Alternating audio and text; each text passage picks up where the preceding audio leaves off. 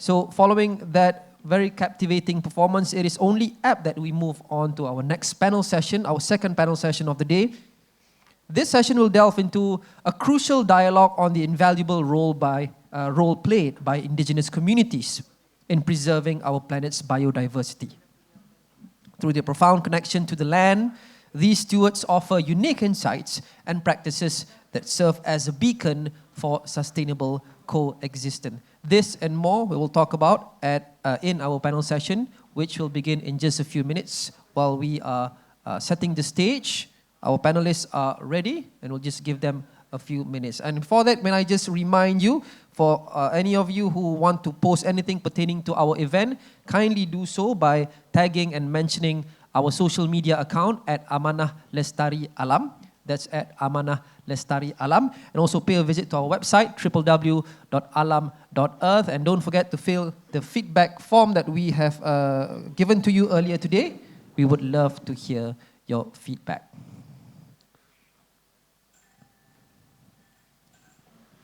Now, while they're setting up, let me just introduce the moderator of this session. A trustee of Alam, Professor Emeritus Tan Sri Dr. Zakri Hamid, will be moderating this session, along with our panel of speakers, the first being Dr. Khairul Naim, who is the Deputy Undersecretary of NRECC, who pioneered the formulation of the government's Green Procurement, or GGP, policy framework in Malaysia in 2011, and have written more than 40 publications on GGP. Mazlan Muhammad Daly is the Senior Assistant Director of Jabatan Kemajuan Orang Asli, or JAKOA. Shah Redza is the immediate past director of the Perak State Parks Corporation, or PSPC. He was mandated to head and manage protected areas in the state of Perak, which includes the protection, conservation, and enforcement of the Royal Belum State Park, the conservation islands of the Pulau Sembilan State Park, and also the lowland wetlands of Kinta Nature Park. Next, we've got Dr. Jilin Oi, who's a senior lecturer and marine scientist at University Malaya during the day, and a gamelan musician by night, and studies a group of marine plants called seagrass, which form incredibly important ecosystems but are often overlooked. And last but not least, Shah is a contemporary artist and activist and is part of the Temuan people, one of the largest groups of the Orang Asli who live in the western part of Peninsular Malaysia, whose work emphasizes the inequalities that exist between modern consumerism and traditional ways of life. So without further ado, Professor Emeritus Tan Sri Dr. Zakri, the floor is yours, Tan Sri. Thank you, Moderator or Chair. Welcome, Ambassador. Welcome, fellow Malaysians, to this second panel discussion on something which is very dear to our heart. Ladies and gentlemen, as you know, the Convention on Biological Diversity is one of the three UN treaty being signed at the Earth Summit in 1992. The other one is, of course, the UN Framework Convention on Climate Change. And the third one is on the Treaty to Combat Desertification. As in some of the document that we presented to you, in actual fact, the Convention on Biological Diversity is the same side, is one side of the same coin with the UN Framework Convention. So as we approach the COP28 in Dubai, we should also be reminded that the two topics are really closely linked. So when you talk about nature-based solution, it's actually trying to combat climate change with conservation of biodiversity. So we have gone a long way from those early days. In fact, it was during the Earth Summit that the Malaysian government declared to conserve at least 50% of its land mass under forests. And today is about 54%, Dr. Khairul. We have been quite proud of that actual fact. But all the same, the status of biodiversity is improving, but it could have been better. For instance, in the 2019 report of the UN platform, Intergovernmental Platform on Biodiversity and Ecosystem Services, IPBES, we found that 1 million species of plants and animals are under threat of extinction. That is very serious, and this is as serious as the breaching of the 1.5 degrees Celsius on global warming. So the world has tried several times to arrest biodiversity loss. One of that is in 2010 when they have the Aichi biodiversity target. We almost never achieved the Aichi biodiversity target in 2020. So that was the time when the world started to reorganize ourselves, and there was a negotiation to halt biodiversity loss once and for all, in particular by 2030. And that is embodied in what is called the Global Biodiversity Framework, the Kunming-Montreal Global Biodiversity Framework, named because it was mooted in China, Kunming, the host of COP15, yeah? But it was finalized in the cold winter of Montreal, whereby there was a pledge to try to stop biodiversity loss by 2030, the 2030 target. And there was also a figure to do that, to conserve, to protect protected areas by 30% of the earth and 30% in the ocean. That is a very tall order, of course. And a country like Malaysia, where forest land is the purview of the individual states, is very challenging indeed, the 30 by 30 target. So one of the illustrious rep from Malaysia, in fact he's the head of delegation in COP15, is Dr. Khairul. He's really one of the heroes from Malaysia who was negotiating that convention. It was not easy, as Khairul will explain to you afterwards, because normally we are quite used to having these protected areas in designated areas, like was mentioned today, the Taman Negara. I think it's Belum also, yeah? So to achieve that is very difficult. But at the same time, we are talking about champions, we must also appreciate the role of the indigenous people and local communities, or in the peninsula, they are known as the Orang Asli, how they are stewards of conservation of nature. So it is in that context that we are going to discuss our panel today. Let me start with inviting Dr. Khairul to put in perspective your experience and also your frustration in trying to be part of the 30 by 30 scheme of things. So with that, Dr. Khairul, you have the floor. Bismillahirrahmanirrahim. Assalamualaikum warahmatullahi wabarakatuh. And a very good afternoon to everyone. Terima kasih yang berbahagia Tan Sri, Excellency, Ambassador, esteemed panelists, distinguished guests, distinguished participants, ladies and gentlemen. Thank you very much, Prof. Tan Sri Zakri, for highlighting about target 30 by 30. Before I move on to target 30 by 30, let me explain a little bit of what is about Kunming-Montreal Biodiversity, Global Biodiversity Framework. The framework was adopted last year in December during the CBD COP 15, following a 4-year consultation and negotiation process. It was a very long process, Yang Berhormat Tan Sri, ladies and gentlemen. And it has concluded by having 4 overarching goals and 23 action-oriented global targets.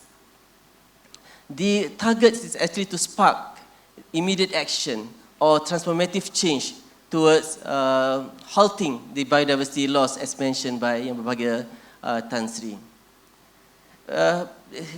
What I want to highlight here is that the goals and targets under the Kunming-Montreal Global Biodiversity are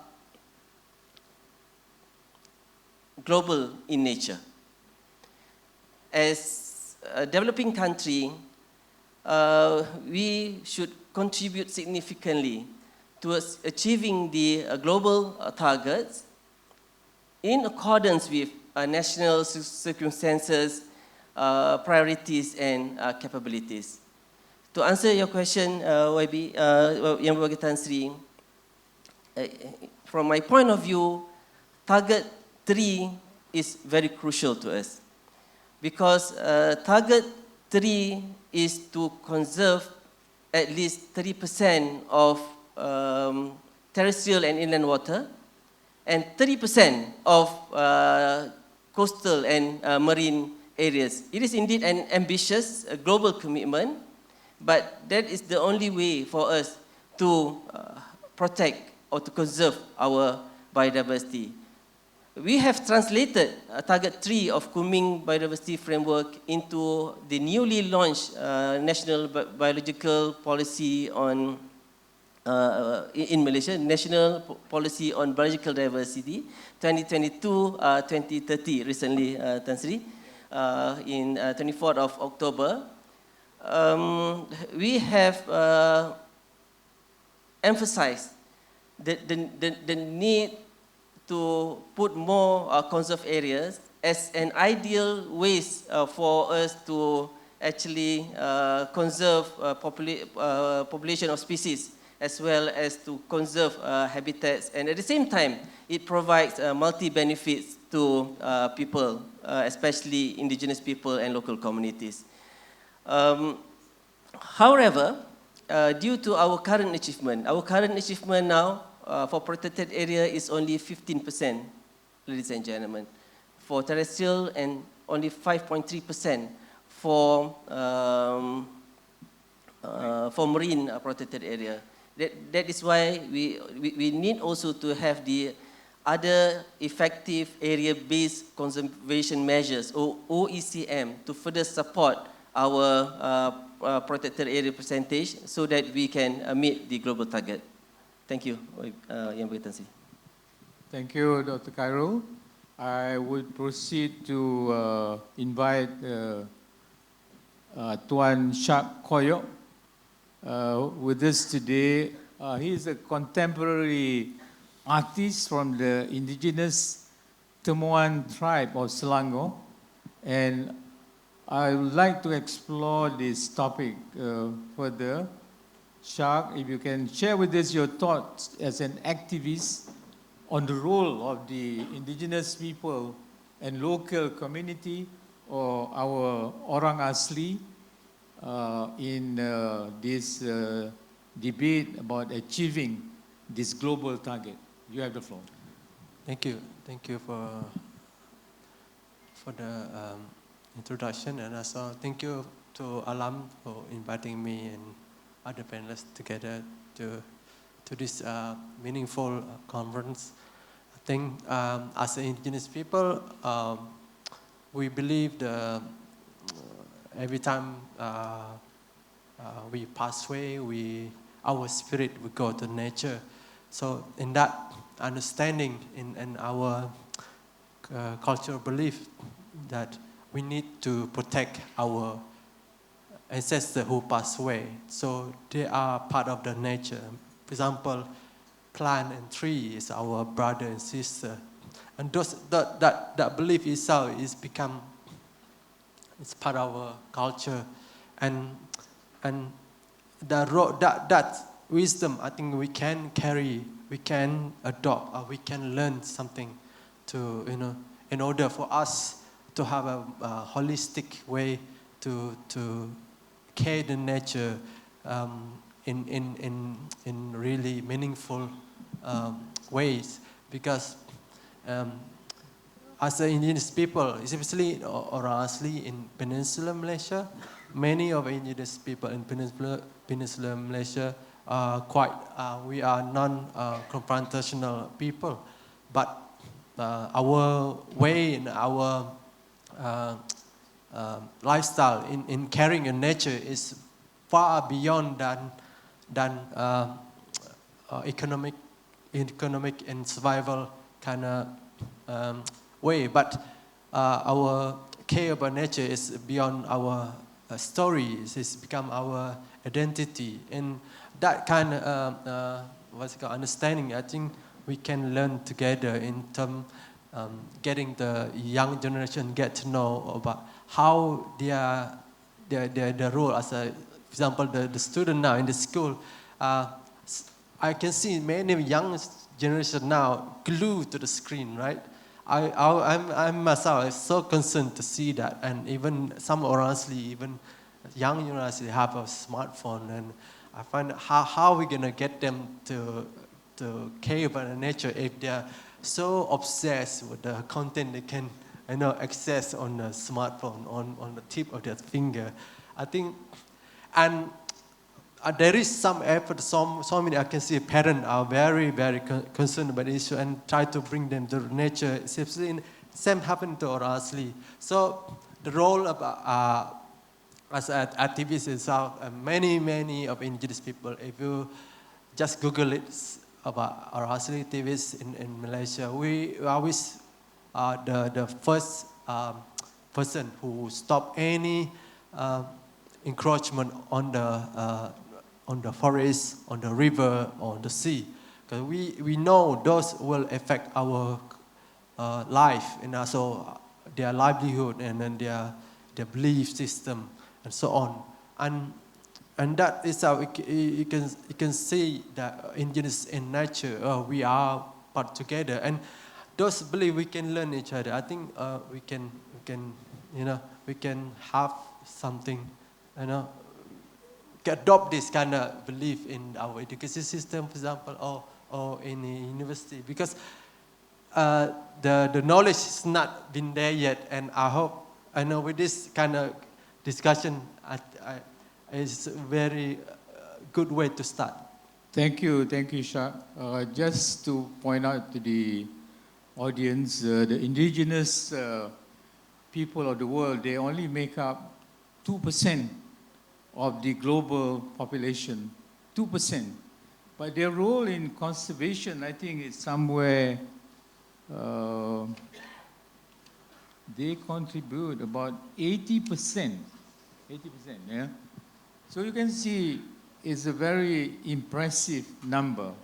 And this they did, as what Dr. Khairul Naim was mentioning, through these other effective conservation measures, through hereditary land and in many other areas, many forms of governance. It is very impressive. So when we talk about protected areas, the narrative then would somehow have to change, where the role of the IPLC has to be taken into account. The question is, how can we do that?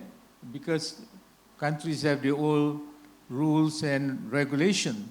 Some countries are more liberal, some are more strict. Yeah? Maybe Encik Mazlan, you're from the JAKOA. You may have some views on how the IPLC or the Orang Asli or the Orang Asal can also, how do you see their role in protection of the environment or natural resources? Sila? Thank you, Tan Sri. Thank you for the organizers for inviting JAKOA into this forum. We just get to know alam. As Tan Sri mentioned, orang asli and orang asal, I was entrusted by my boss to mention that I would like to take this opportunity to mention that for orang asli is mainly for Peninsular Malaysia. But then for the whole indigenous people in Malaysia, it was known as Masyarakat Pribumi. When we talk about orang asal, it will be comprises of Melayu and Melayu Bumi Putra, Sarawak, those kind of things. So because under the Act of 795 under Dato Naim, it was orang asli Semenanjung Malaysia, anak negeri Sabah, anak negeri Sarawak was known as Masyarakat Pribumi. So just to because I was entrusted by my boss to mention that. Definitely, you were right, 20% or 0.5% of orang asli in Semenanjung, but they are the main rural people who preserve or conserve the nature of the forest, not only forest, but also the mangrove and the areas of our coastal area. So their roles are important. We see them like we have like agriculture policy, whereby that the way that the orang asli in Semenanjung or the masyarakat Pribumi as a whole in Malaysia, we see that why they are moving from one area to one area, when we call it as a semi-nomadic or nomadic. But the practice was to conserve the land, the soil degradation, those kind of things. So as Tan Sri mentioned just now, they are the main roles in preserving or conserve our lands and our forests. Not only that, in terms of JAKOA, we are really looking at their roles, a very big role. In our jurisdiction, JAKOA for orang asli in Semenanjung Malaysia, we are in the midst of developing a development policy for orang asli in Semenanjung. We will take this climate change and biodiversity into developing the policy itself. So we will align this climate change target and action into our policy development. Thank you, Tan Sri. Thank you. Yes, let me move to Dato Shah. From your long experience in biodiversity conservation, what efforts have you seen to be successful in supporting the engagement of the IPLC to address, say, climate change or biodiversity loss? Dato, sila. Thank you, Tan Sri. Bismillahirrahmanirrahim. Assalamualaikum warahmatullahi wabarakatuh, and good afternoon. I am a practitioner of conservation. The theoretical framework for conservation, I leave it to other people. I'm more concerned on the ground because that's where it really matters. And what we do on the ground, we hope is able to be translated into the bigger national agenda. And as far as the orang asli or indigenous people are concerned, I spent a lot of time in Roy Bloom. I've been in Roy Bloom since the 1990s when we did our scientific expedition. And I ran the state park for the last 5 years.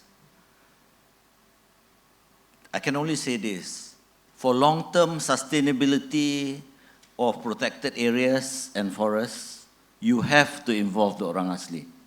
There's no choice. Because all of us here, including myself, come in and out of the forest. We do our work, we touch, and we go. The orang asli live and stay, and traditional roots are inside the forest. They are the real steward.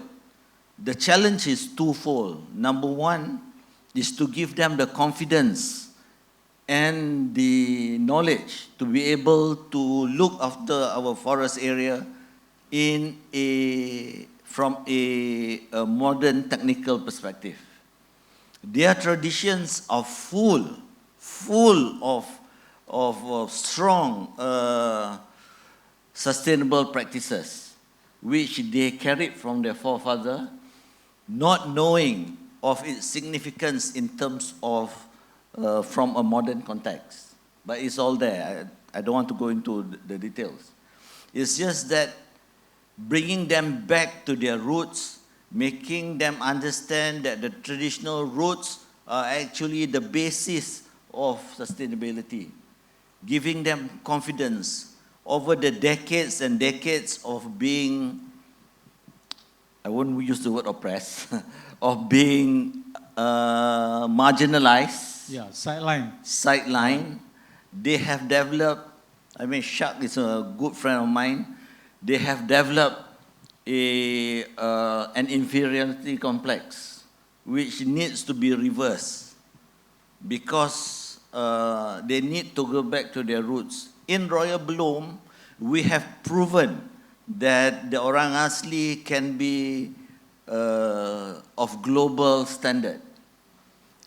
The rangers of the Menrak patrolling team, which we started with the NGO Rimau, Lara is not here, she's left, merely 4 years ago, this year won the International Ranger Award, IUCN WCPA International Global Ranger Award, to showcase people who started with not knowing how to read and write can actually do conservation work at that level of scale. I just did that to prove to people outside who says that Orang Asli don't have the capacity, don't have the ability, don't have the initiative to be good.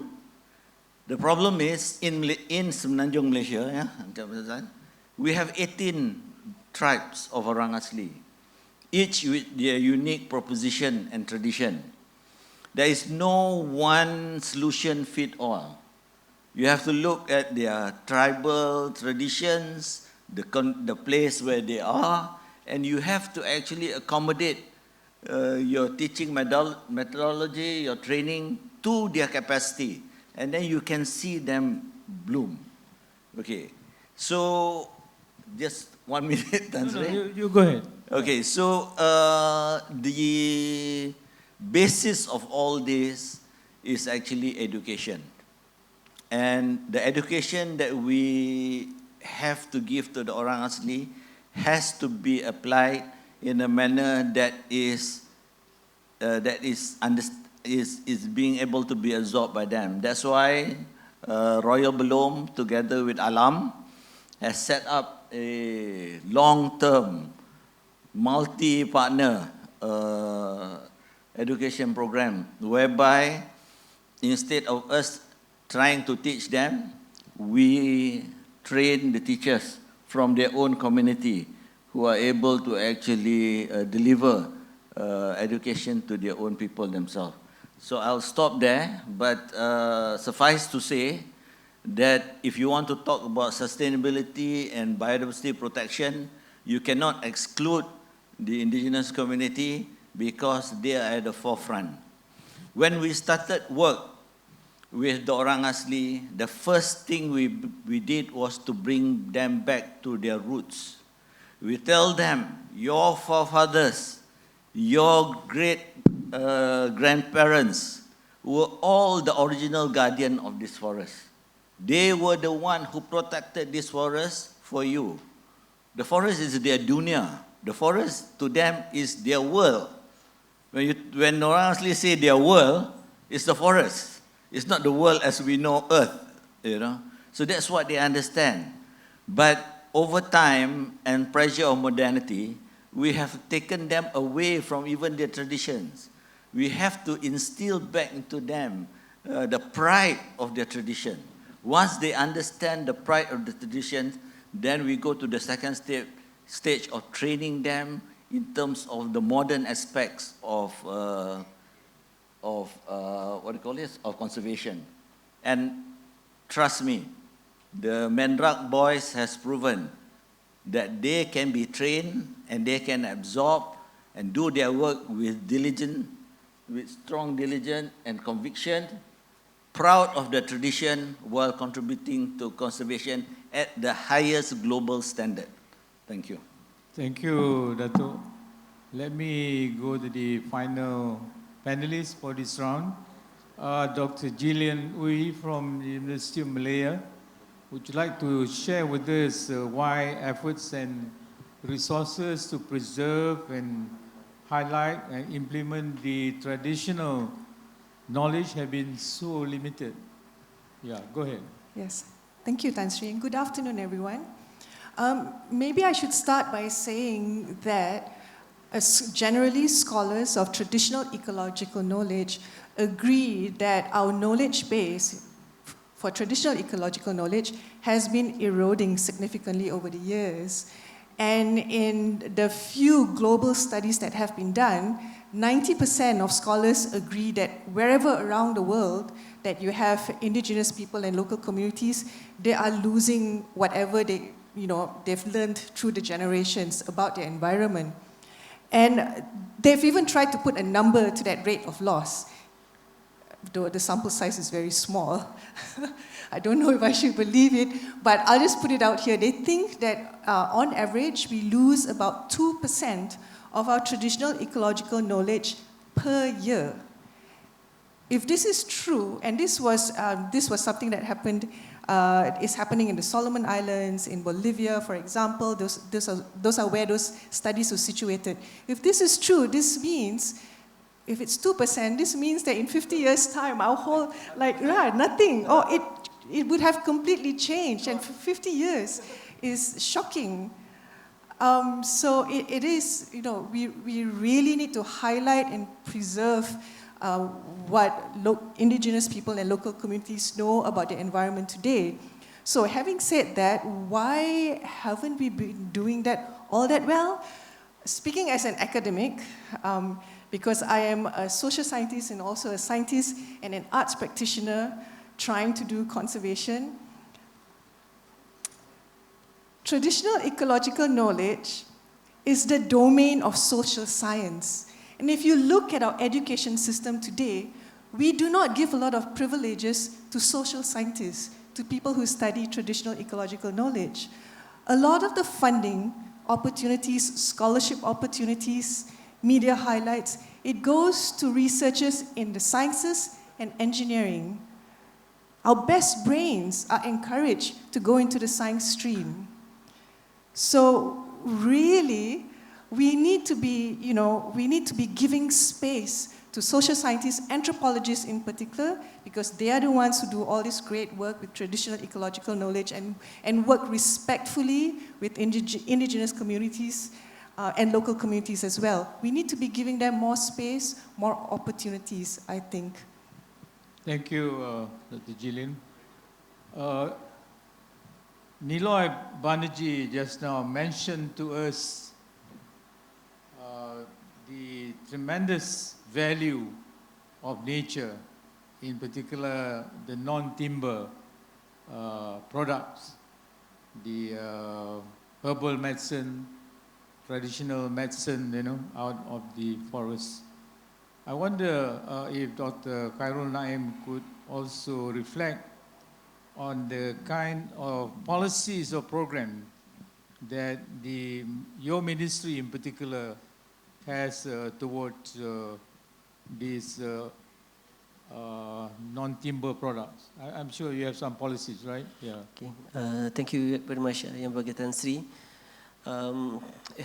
In that particular view, Malaysia became a party to Nagoya Protocol, to the CBD, to exhibit our commitment towards achieving the third objective of the CBD, which is to ensure fair and equitable benefit sharing from biological resources that have been explored or that has been commercialized. To further strengthen the commitment under Nagoya Protocol, Malaysia has formulated and enforced the access to biological resources and benefit sharing in 2020. We call the Act as Act 795. It aims at regulating the access to biological resources to ensure that the owner of the biological resources and also the traditional knowledge associated to the biological resources to get the benefits. And the process will firstly start with a prior informed consent, followed by mutual agreed term. That means they must agree, if let's say there is a commercialization activities after the research and development, certain portion or certain percentage must also be shared with the owner of the traditional knowledge or the biological resources. That is number one. Number two, as also mentioned by Dato Shah, at the national program we have biodiversity patrolling and protection program, which employs also indigenous people and local communities. As also highlighted by the minister, most of the community rangers are actually indigenous people and local communities. Thirdly, on the ecological fiscal for biodiversity conservation, we clearly indicated the need to incorporate the involvement of indigenous people and local communities in scope 4 of the EFT to ensure the active participation of indigenous people and local communities in the biodiversity conservation projects. Okay. Thank you. That's it. Shah, let me ask you from your own living experience in the community, if you can share with us some examples of existing knowledge and customary practices that can be acquired from ancestral knowledge, in particular on environmental protection. Thank you. Yes, one of the things that I used to remember when my grandfather, when I went to the jungle with my grandfather, he always remind me and my brothers, because I always go with my brother, and every time we see some, for example, if we want to go to hunt for the wild boar, if a wild boar is a lone wild boar, we have to cannot even hunt them or chase them or even call their name, because we believe those wild boar belong to a spirit of probably our ancestor or spirit that has belonged, because usually wild boar come in a pair or sometimes come in a big family.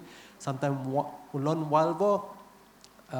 When another explanation for my grandfather, sometimes lone wild boar will carry some disease too. So this, I think, it's quite really logical way for me to understand, and also I respect how our ancestors managed to say that we need, in a way we can preserve it for longer time.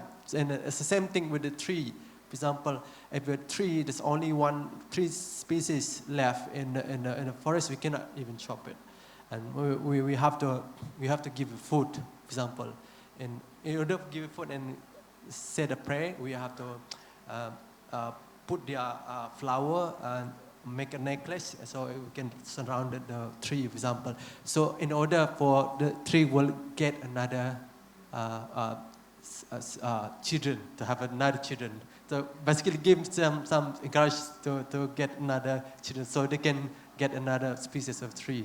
So that's one of the things I can share that I still remember from my grandfather.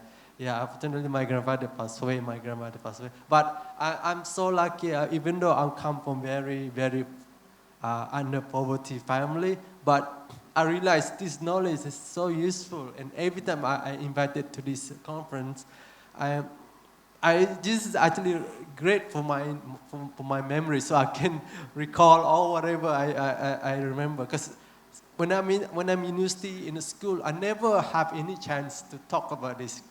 And it's quite refreshing for me now, realizing how important it is, this knowledge to any community out there. And I thought my grandfather was meant for us to follow tradition. Of course, it's very true, but at the same time, I thought that time it's not useful when I go to the school. This knowledge is not useful, but now it's useful because every time I bring my friend to the forest, I'll tell this story, and then sometimes I tell her even other different scary story as well about our tradition.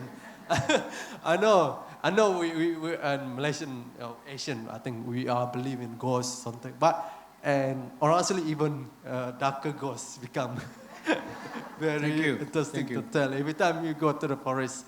So I think this is very thank you for this platform, and I didn't think about this actually earlier. I just come up and realize how important if I share this to the audience. Thank you. Thank you very much. In fact, this is a very relevant point. Last August, some of us were involved in this Global Indigenous Youth Summit on climate change. And one of the stories from Malaysia that we brought to the world is the sustainable harvesting of freshwater fish in Sabah and Sarawak. I'm not sure whether Dato Ali is aware, or Dr. Harry, the Tagal system, which is very elegant, where they have the practices of catching the fish only at certain times of the year. So, in conclusion, what we are seeing here, the fish population is always available for consumption by the local communities, the Tagal system. And we were told there are many other practices around the world. And this also relates to what the ambassador was telling us about life in Sweden or Finland, where they are not rich like they are now at one time, according to the ambassador. There were hard times before, and in fact, they were already practicing sustainable development. So there's a lot of experience there. I want to ask Dato Shah, in your engagement with the community in Belum, what are some of the programs that you introduce to introduce education or capacity building among the orang Asli there, Dato? Okay, Tan Sri.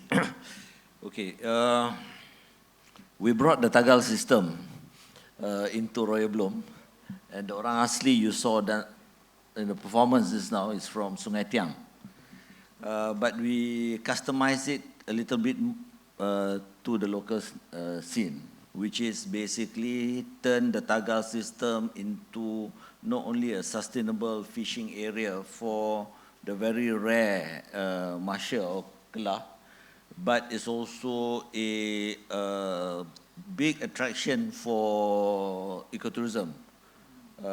Anybody that has gone to Royal Belum and has gone to Sungai Tiang, Akacap is the local language for Tagal, will leave Royal Belum with a very different experience. It's something very unique. Anyway, so the orang Asli, as I said just now, there are various tribes with different capacity. The Jahai that you saw performing just now, you can see from their performance, they are very raw. They are not like Mahmeri or even the Temuan that are more refined in terms of their culture. This is because the Jahais are from the Negrito family with the Bate and a few other tribes. They have been around for tens and thousands of years. They are the original people that has the closest DNA to Africa. You know, these Jahais is now, and they are raw. Yeah? And to educate them is different from educating the Temuan in Selangor that lives in Sungai Buloh or Damansara Perdana. Those are different. That's orang asli, but very open to modernity. The way we taught them is experiential, meaning for them to learn how to do the Tagal system, I brought them to Sabah.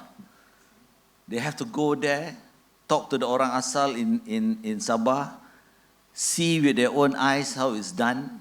When I come back, they say, boss, we know what to do. I don't even have to tell them what to do because they are experiential.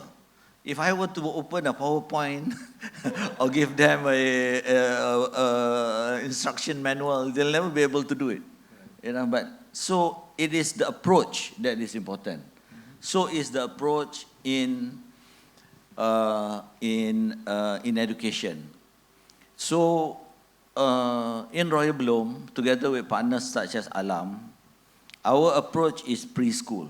We don't want to touch the secondary or primary school because that's the purview of the ministry, right?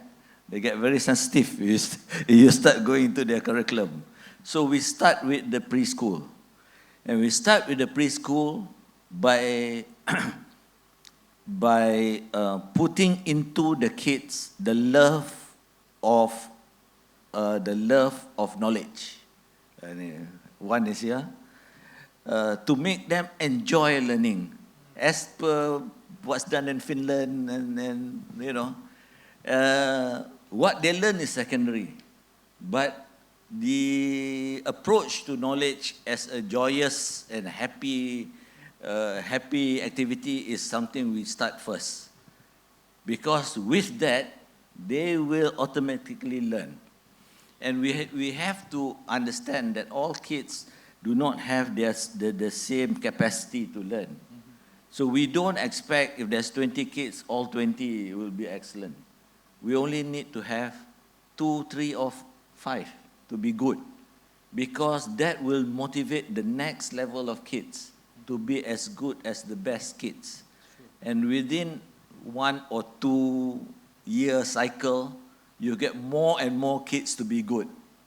You know, so you just need 1 or 2 to lead, to show that I can learn, I can be smart, and then the kids below them, there will be 5 of them and say, I want to be like that. And then the kids below them, there will be 10 of them and say, I want to be like that. And soon you have a good strategy. So it is the approach to education. Leadership by example. Eh? Yes, Yeah, yes. yeah. So it's focusing on building character of the kids, and showing the next generation of kids that it can be done. It can be done. So now, if the leader of the performance that came here, his name is Jeffrey. He works for the state park, and he also runs the cooperative for the Akachap. He has traveled the world, and he has become an icon to the youth of the Royal Bloom that say, one day I can be like him. Okay, so I've always asked the good orang asli, especially those working in the state park, to set the example and and standards for others to follow. You have to always say that if I can do it, you guys can do it. Thank you. Cik Mazlan, anything else to add for JAKOA? Thank you, Tan Sri. I think what Dato was mentioned about the diversity and homogeneous of the orang asli, we realized that that was our policy back then in 60s, whereby that is one of the good thing and a beauty thing of our country, when our main principle at that time was there was no forced assimilation toward integration of indigenous with the mainstream. But in other way, in other perspective, some people were looking at it such as a weakness of the government. When we receive visitors from other country, there was mentioned, they were seeing that the things that been done in Malaysia was good in one perspective because there was no forced assimilation. Because another country was, when there is a forced assimilation, they lose the knowledge, the traditional knowledge, the language itself. As Doctor was mentioned just now, yeah, it was surprising when you said 2% from the study. Basically, we have a village in southern part, which is the Malay Proto group. Dato was mentioning Negrito. We have Negrito group, we have Senoi group, we have Malay Proto group. Most of the assimilated indigenous people in Peninsula, and I talk about Peninsula, it was the Malay Proto. So there was one village, about 90% of them cannot speak their own dialect or language. That shows how the traditional knowledge of indigenous or orang asli in Peninsula was depleted by time. And yes, we, as Dato was mentioned, education system is not under the purview of us. It was in the, but I believe when we have a talk with the ministry, so we are in the midst of, they also are looking at how to preserve the traditional knowledge. And if you look back, how important the traditional knowledge, when we look back a year back, there was teams of indigenous world people teams. It was to preserve the traditional knowledge. So that's how it works. I think, yeah, we need to do a lot on that. And we will work with the stakeholders on that. Thank you. Thank you. Dr. Gillian, any comments? I guess I'd just like to repeat what I'd said about creating space for more scholars to work on traditional ecological knowledge, but those scholars preferably should come from members of the community, indigenous people and local communities. That means we need to figure out of how to integrate them into the system equitably. And we also have to be mindful because sometimes the conservation measures that we think are good, like when we follow the Western style of conservation, like gazette a whole marine park and don't let people extract resources, that can lead to the erosion of traditional ecological knowledge as well. From what I've seen in some of the islands, the young, because they're not allowed, their livelihoods suffer, so they move away, the young move away out of there, and it means that they don't have enough contact hours with the elders, because the elders is where that traditional knowledge is transmitted. So the transmission process is disrupted because they have to go somewhere else for the sake of livelihoods that was brought about by conservation that we think is going to be beneficial, but eventually the TEK base is eroded. So we kind of have to be mindful that even if our intentions are good for biodiversity conservation, maybe it may not be the best thing for the community, and we need to ask them what is good for them. It's a very good advice. We have 10 more minutes. So I want to open the floor for any comments or questions. Identify yourself and shoot.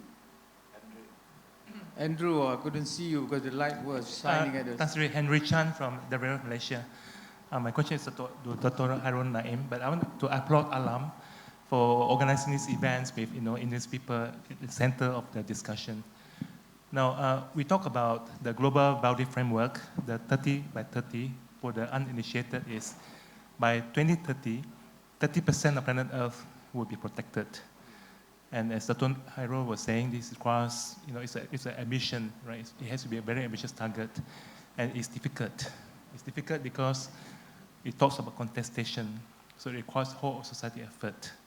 So when you look at Malaysia, put some context first before the question is posed to you, Dr. Naim. So half the country is to be forest. 20% according to the national boundary policy is under protected areas. The next 30% will be under forest department. and the forest reserves and so forth.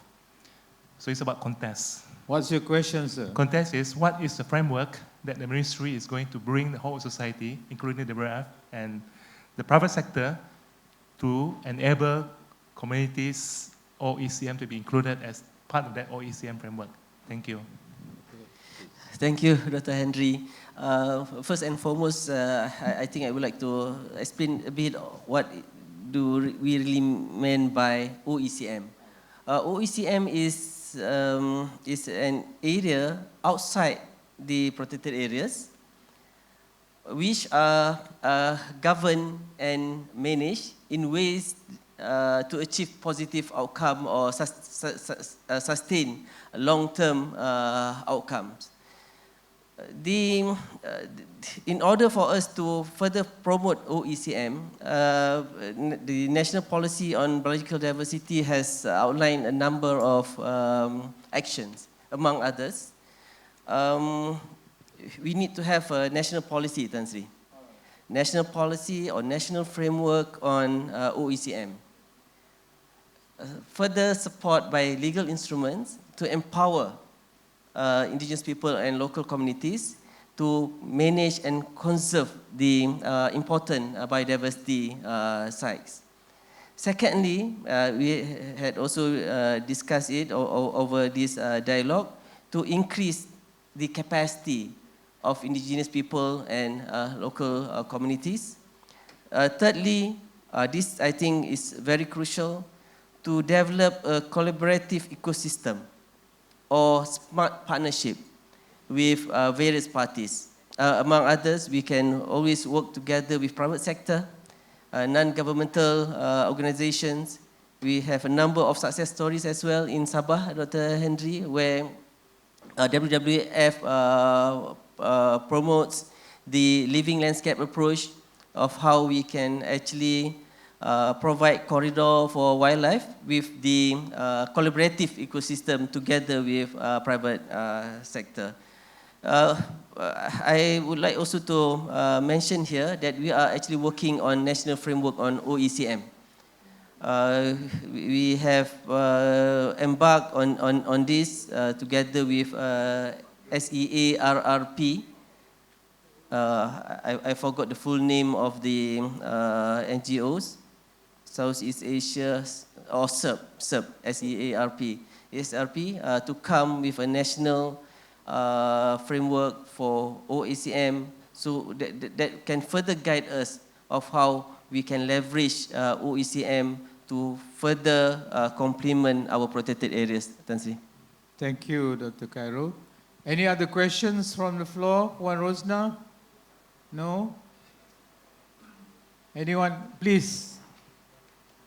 Give the mic to him. Hello, my name is Don from Reef Check Malaysia. So I think this question is mostly referred to Gillian and Dr. Gillian and Shah, sorry. So I mean, I've been doing conservation and marine-related studies for up to 8 years now, and our approach in conservation is mostly from science perspective, economy, social approach. But that what Shah have expressed, like the relation of orang is more intimate relationship, as compared to what we have is more on economic, particular economic and science approach. So my question is there do you think it'd be a good idea to increase public awareness and conservation initiative by promoting cultural approaches to conservation?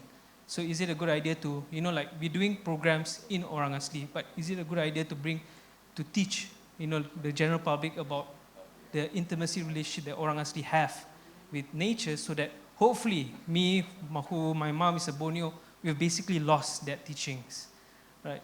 So for another way of teaching conservation awareness lah. Yeah. Thank you. Who's going to respond? Gillian or Shah? Go ahead. He's asked me to go first, so I have to follow. Definitely, Dawn, I'm going to say yes. I think the cultural approach is a friendly and softer approach to conservation, where we learn about the context within which traditional ecological knowledge has emerged as well. It's not, okay, let me rephrase this. I feel very guilty to be sitting here talking about the traditional ecological knowledge of Indigenous people and local communities, even though I work a lot with local communities, because whatever it is, I am an outsider. And the knowledge that they have is the knowledge that comes from, generations of it being transmitted from father to son, mother to daughter. And I'm not there in that community. And that is called situated knowledge, where it's embedded in the social, economic, and cultural fabric of the community. And sometimes people, scholars, no matter how skilled we are in the social science and anthropological research, we go in, like Dato Shah said, touch and go. It's still touch and go for us, right? We only see a very small part of it, and we don't understand the nuances. And then all that traditional ecological knowledge that we write about and publish in papers and convey to the public can sometimes be taken out of context and become dangerous for the community to be portrayed differently. So what you asked about whether we should talk about that cultural context as well, in talking about that, I think so, definitely. It's not just about what do they know about the environment, like do they know about, what do they say about climate change? Is it happening? What are the signs they look for when they hunt for animals? It's not just about that. That is the surface. It's actually the underlying beliefs and practices that we also need to understand in order to fully respect the communities and to understand how to work with them in an equal way. Shah?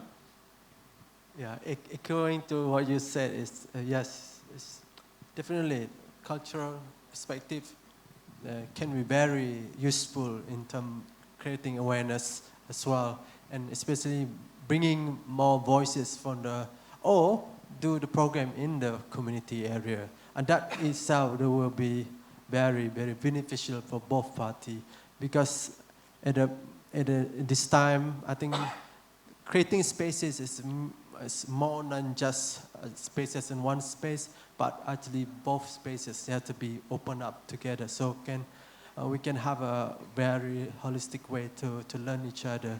For example, yeah, true. I was about to say about the researcher work. Sometimes it can be really full of scientific, jargon, and I'm sure students sometimes find it hard to understand. Sometimes it will misunderstand those words. Sometimes been written. Sometimes I believe that, of course, it's good intention by the researcher, but it has become a second language, a second perspective sometimes. But if you brought the Indigenous people to talk and to share, even go experience the culture together with the community itself, you have a deeper understanding how Indigenous people work together with the environment, and how environment is a part of the culture too. So yes, go ahead. If you have any more questions, you can ask me. At the moment, I'm together with many NGO, especially the Khazanah National, together with Global Environment Center. We're developing a culture center in my village. We will set up this center to anybody who want to learn about Indigenous people, about how we, as Indigenous people, to manage to protect the Kolangan North Forest Reserve. And at the moment, the NGO also together with many corporates already work together with community to do a tree plantation program. So if you visit the Global Environment Center, GEC.org, then you can find out the work that the village, my villager done in terms of preserving the culture and also preserving the environment together with the community around whole Malaysia. Thank you, Shah. I think we have run out of time, right? So, betul. I had a timekeeper down there, Dabis. So, ladies and gentlemen, we have a very enlightening panel discussion here to put in context the role of the indigenous people and local communities and how today they are emerging as a central role in the conservation and sustainable use of biodiversity and also climate change. I must also congratulate ALAM, this is from outside my role as a non-BOT, for taking the initiative to initiate this project on the indigenous people and local communities. And once again, let us thank our distinguished panel members here for giving us a very sentimental and emotive view of the role of the IPLC. Dr. Khairul Naim, all the best to you and all the others on the panel. Thank you so much. Meeting is adjourned. Thank you very much, Tan Sri and our panelists. I would now like to invite Puan Rosnah Datuk Kamarul Zaman onto the stage to present Tan Sri and also our panelists with our tokens of appreciation. Datuk.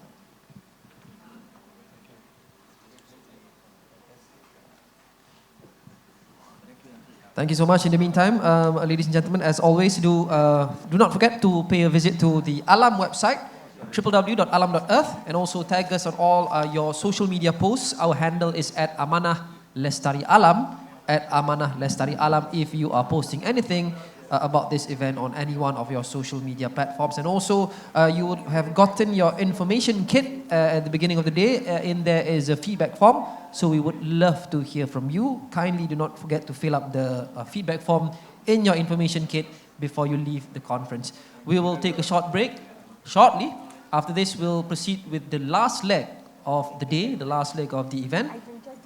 But we wait for Dato' Rosnah to complete the tokens of appreciation, the giving of the tokens of appreciation to our panelists.